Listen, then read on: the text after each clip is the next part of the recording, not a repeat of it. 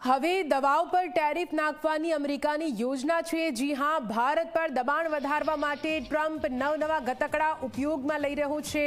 ભારત પર દબાણ વધારવા માટે દવાઓ પર ટેરિફ નાખી શકે છે ટ્રમ્પ।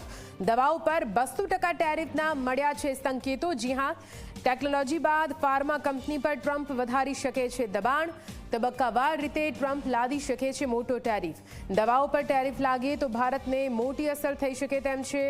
અમેરિકન પ્રમુખ ડોનાલ્ડ ટ્રમ્પે ભારત પર 50% ટેરિફ નાખતા બંને દેશોના સંબંધો વણસ્યા છે। ટ્રમ્પના નિર્ણયથી ભારતીય નિકાસકારોને મોટો ફટકો પડ્યો છે। આવી સ્થિતિમાં હવે ટ્રમ્પે અમેરિકામાં દવાઓ પર 200% અથવા તો વધુ ટેરિફ નાખી ભારતીય ફાર્માસ્યુટિકલ ક્ષેત્રને ફટકો આપવાની યોજના બનાવી છે। સૂત્રો પ્રમાણે ટ્રમ્પ સીધા જ નહીં પરંતુ તબક્કાવાર ટેરિફ નાખે તેવી શક્યતા છે। આ નિર્ણય પાછળ ટ્રમ્પનો આશય દવાઓનું ઉત્પાદન વિદેશોમાંથી અમેરિકા પાછું લાવવાનો છે।